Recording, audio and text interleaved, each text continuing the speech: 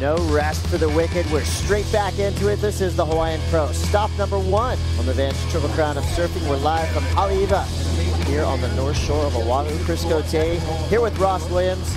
We got another incredible lineup of surfers hitting the water. C.Coffin, J.Andre, J.Robinson, O.Massin from Tahiti. It's really fun to watch. Let's catch up on what we've seen so far. Yeah, Jack, loose. It's one thing that's kind of been noting the last couple days watching him surf.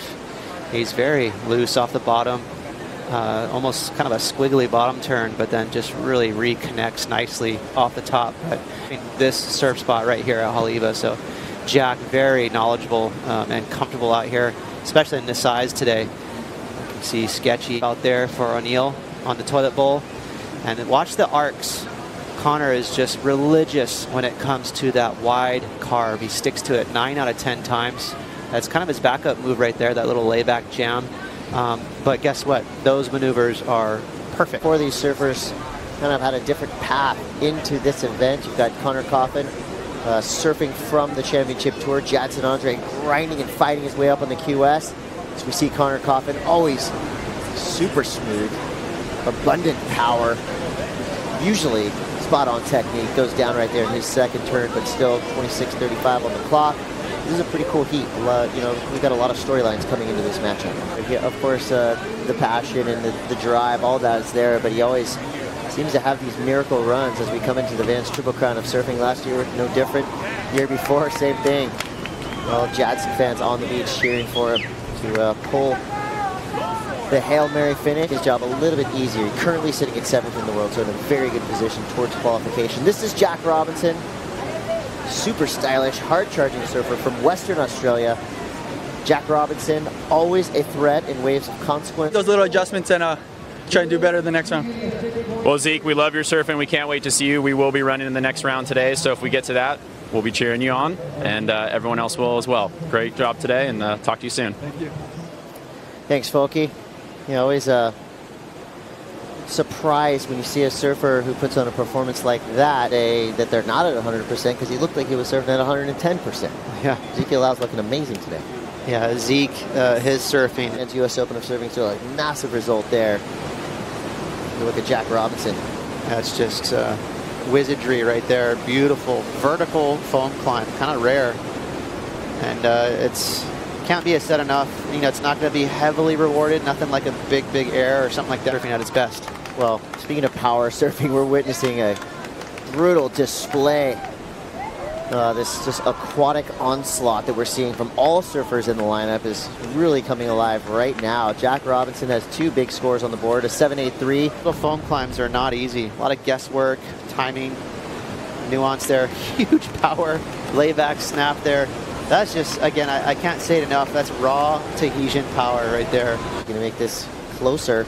Not trying to let J.Robinson run away with it. Jack with a 7.8 and improved to a 5.7 on his previous effort. Here we go again for J.Robinson. Got a bit wild there on that opening turn. And that way, if they do make it through the heat, they've got more to come.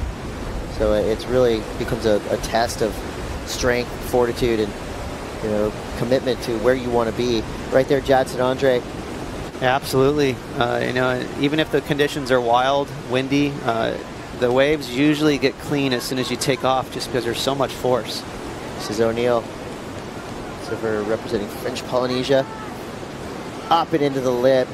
It's upside down, inverted, and into the water. Word comes to mind when you see Dusty Payne, and that's adversity. The guy just been through the ringer with injuries, back surgery, knee problems, and then of course the accident at back door. C.Coffin. We will see Dusty Payne coming up in the next heat. C.Coffin just steady, flowing, powerful, solid finish there. Beautiful way and a brutal way to finish your wave. Vertical snap kind of paired with a floater combo, throwing tons of spray. It was a critical maneuver right in the heaviest part of that wave. Big finish for C.Coffin.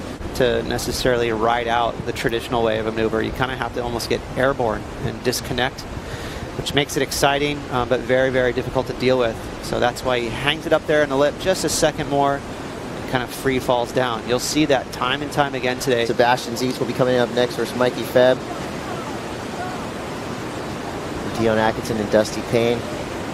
This is J.Robinson. He's really known for. 10:30 to go. J.Andre always seems to be fighting from behind, and this is going to be another one of those heats where we see Jadson. A lot of rail wet there, so you know, O'Neal showing, you know, a little bit of technique there. Actually, he was refined in that effort. I like that. Maybe he was a little more thoughtful. Of attitude shining through. He needs a couple scores now. 9-4 is what Jadson would need to get back into that advancing position. This is O.Massin hammering this wave from the outside to the inside. The crowd goes wild for the Tahitian powerhouse. Excitement and unpredictability. That's exactly what O'Neal provided them on this wave.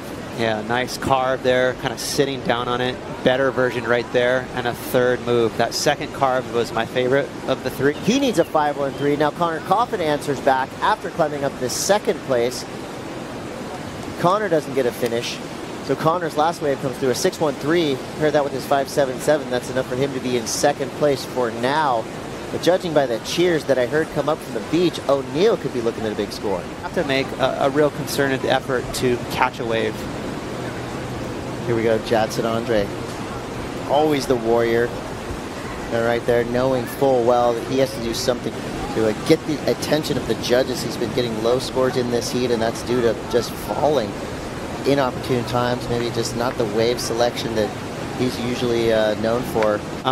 You know, nowhere on the radar in terms of QS rankings and CT rankings for sure. You know, and this guy is competing with the best of the best and being very smart. He's closing his heat out. As you can see, J.Robinson right now trying to get rid of a 5.7, Chris. Gave himself a little applause. We'd have to agree. And do no wrong. Currently in second place. Now here goes C.Coffin. He needs a big score, 7-4-1, and Connor gets hung up on his opening turn. He goes down. So now he's going to have to battle to get back into a priority position with O'Neal out the back. The P is next to his name, meaning he has his choice of waves, and time is starting to fly, Ross. O'Neal let that wave go by.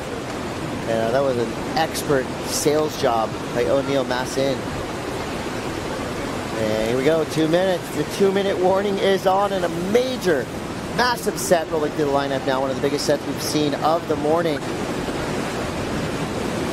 Here goes J.Andre. Late drop, straight into the lip. Nice backside whip.